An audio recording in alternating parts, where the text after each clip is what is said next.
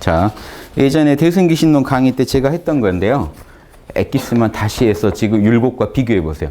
위대한 선비되는 법 아시겠죠? 방금 그것만 하면 율곡처럼 되실 수 있어요. 율곡이 자기 생애 노하우를 지금 설명한 거니까요. 자, 이제 대승기신론. 대승기신론에서 구체적으로 대승기신론은요.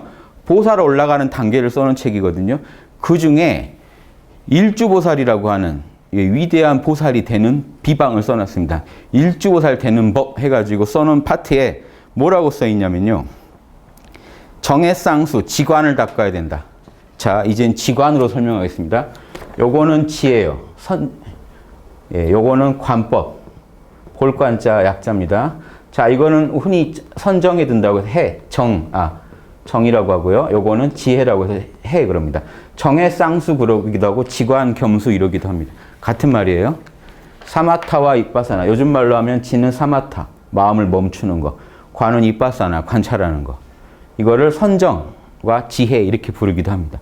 지관 겸수, 정해 쌍수. 다 같은 말이에요. 지관 쌍운이라고도, 쌍수라고도 하고. 예. 대승기신론에서는 지관 쌍운이라는 말을 쓰고요. 제가 번역한 수심결에서는 정해 쌍운이라는 말을 써요. 똑같이 씁니다. 쌍운이라는 건요. 쌍으로 운전한다, 운행한다. 지관이 쌍으로 돌아가게 잘 운전한다는 뜻이에요. 요게 보살의 끝입니다. 제가 이번에 한 강의, 이게 쌍운 강의 중에 뭐 있죠? 구주심 강의. 코끼리를 하얗게 만드는 9단계를 설명해 놓은 게 있는데 그게 끝에 가면 지관 쌍운의 경지가 나오죠. 그거 어떻게 그렸나요? 이렇게 코끼리 있고요. 코끼리 하얗고 요 꼬맹이 앉아있는데 뭐 들고 있었죠? 기억나세요? 이렇게 광선검, 불칼. 불은 이 관을 뜻했고요. 코끼리 하얀 거는요. 지를 뜻했습니다. 선정에 들어서 불검을 들고 모든 것을 옳고 그름을 판정해 볼 수 있는 경지. 늘 깨어 있으면서 몰입 상태면서 어떤 대상이 하나 떠오르면 생각이 떠오르면 그 일에 대해서 옳고 그름을 판정할 수 있는 경지. 이게 보살의 핵심 경지. 저기까지 가는 것만 그려놨어요. 코끼리 9마리를 가지고. 자, 그거 떠올리시면서 들어보세요. 어떤 것이 지관을 쌍으로 닦는다고 하는 거냐? 몰입과 지혜를 쌍으로 닦는다고 하는 거냐? 이른바 이 선정이라고 하는 것은 일체의 경계에 대한 차별성을 멈춰버리고 사마타에 단계적으로 따르는 것이다. 이른바 관찰이라는 것은 요거는 일체의 것을 멈추는 거고요. 이 이빠사나 지혜라는 것은 단계적으로 따르되 인연이 생겨나고 소멸하는 형상을 분별하는 걸 말한다. 생멸하는 현상계를 옳고 그름을 보면서 따질 수 있는 힘을 말해요. 지혜의 힘, 그리고 멈추는 힘, 판정하는 힘, 선정바라밀, 반야바라밀입니다. 요 두 개를 어떻게 닦을 거냐? 이 두 개를 닦아야 되는데 만약 이제 몰입부터 얘기합니다. 대승기신론에서 만약 몰입, 선정을 닦는다면 고요한 곳에 머물면서 단정히 앉아서 생각을 바르게 하고 호흡에도 의지하지 말고 형체 색깔에도 의지하지 말고 허공에도 의지하지 말고 눈앞이 텅 빈 거 그거 보고 있지도 말하는 겁니다. 뭐만 보고 있어야 되나요? 거울만요. 거울로 허공을 비추고 있다고 해서 허공을 보고 있으면 안 됩니다. 거울을 보고 있어야지. 이해되시죠? 호흡에도 의지하지 말고 형상에도 허공에도 지수화풍에도 보고 듣고 깨달아 아는 모든 마음에도 의존하지 말고 모든 형상을 생각나는 대로 내려놓고 또한 보십시오. 형상을 다 내려놓고 형상을 내려놨다고 하는 그 생각마저 내려놓고 나면 텅 비겠죠.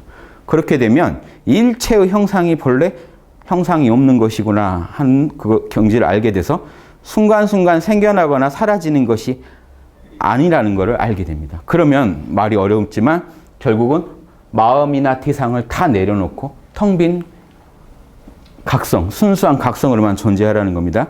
이렇게 해서 마음을 따라 밖으로 경계를 따지지도 말고 대상도 잊어버리시고 그 뒤에 마음으로 분별하지 않았다. 나는 이 대상들을 버렸다. 더 이상 분별하지 않는다 하는 그 마음까지 다 내려놓고 나면은 올바른 마음 상태, 몰입된 상태에 머물게 됩니다.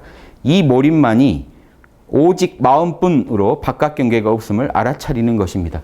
이런 몰입을 유지해라. 자, 이게 말은 어려운데 다른 얘기가 하나도 없고요. 다 내려놓고 그냥 있으라는 거.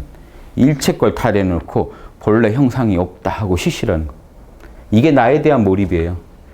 이 마음에서는 생각, 감정, 오감이 일어나거든요. 대상, 그 마음의 대상이 되는 것들을 다 잊어버리고 순수한 거울로만 존재하실 수 있겠습니까? 요게 선정입니다. 자, 그 다음에 이 얘기가 나와요. 만약 앉거나 일어나고 오고 가는 모든 행위 가운데서 일체의 때에 이런 선정에 들기를 계속해서 노력하면서 단계적으로 관찰하면 그러다 보면은 마음이 안주하게 됩니다.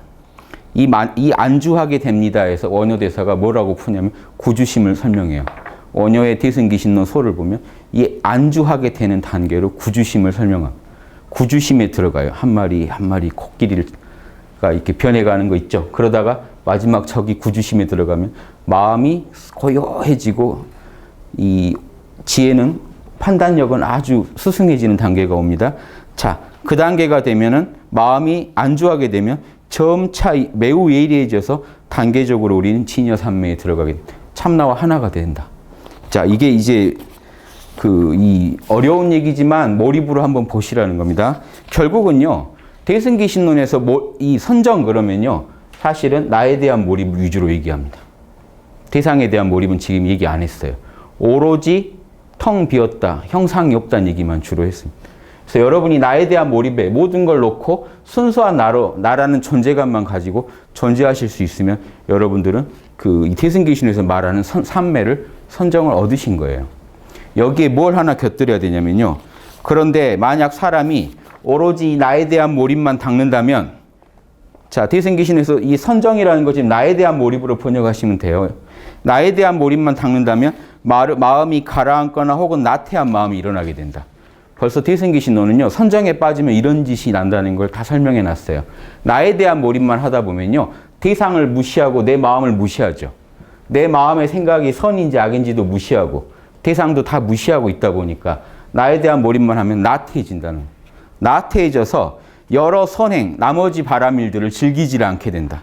그래서 큰 자비를 떠나게 된다. 이런 사정 때문에 관을 닦아야 된다. 윗바사나를 해야 된다. 자, 앉아서 나에 대한 몰입을 할 때를 제외하고는 일체의 때에 응당해야 할 일인지 선인지 응당하지 말아야 할 일인지를 마땅히 남김없이 관찰해야 된다. 이건 대상에 대한 몰입을 해야 됩니다. 나에 대한 몰입만으로 안 되고 대상에 대해서 몰입을 해야만, 왜냐?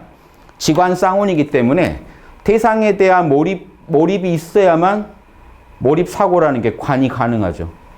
이해되시죠? 네. 대상에 대한 몰입이 있어야만 대상에 대한 올바른 판단을 할 수가 있습니다. 이렇게 해서 뭘 판단을 하고 있습니까? 일체의 때 앉아서 나에 대한 몰입할 때 외에는 오로지 선악만 판정하라고 되어 있습니다. 이게 지금 조선선비랑 다른가요? 다른 게 있나요? 예, 하나도 없습니다. 그래서 가고 머무르고 눕고 일어날 때 행주자와의 항상 응당 지와 간이 함께 다니게 행해야 한다. 이해되십니까? 여기까지 말씀드리면 이게 대승기신론에서 일주보살 되는 비방이에요. 여러분이 이것만 얻어서 진여산매를 얻으시면 확철대오 했다는 경지에 들어갑니다. 일주보살이 아직 일지보살은 아니에요. 제가 항상 말씀드리는 정해쌍수만 얻었잖아요. 이걸 가지고 실제 대상을 처리할 때 육바라밀을 다 끌어다 쓰시게 되면 여러분이 일지보살에 들어가요. 여러분 양심 안에 있는 힘 중에 몰입하는 힘과 지혜의 힘만 지금 끌어다 쓴 거고요. 일지보살은 나머지 보시도 잘하게 되고 계율도 잘 지키게 되고 보시, 지계, 인욕 모든 상황을 받아들일 수 있게 되고 정진, 나태해지지 않게 됐을 때 여러분은 일지보살에 들어갑니다. 예. 결국 이 보살이 되는 비방도 결국에는 요 코끼리, 사마타와 불검, 윗바사나를 얻는 저기서 시작돼요. 저기까지만 가셔도 위대한 보살이 될 수 있습니다. 아까 율곡 선생은 몰입, 거경, 공리만 잘하면 이 매사의 일처리에 실수가 없는 경지에 가게 될 것이다 했죠. 그러면 이 불교에서 볼 때는 큰 보살의 경지로 들어가는 겁니다. 유교식으로 설명해도. 이런 거 이해가 되시죠?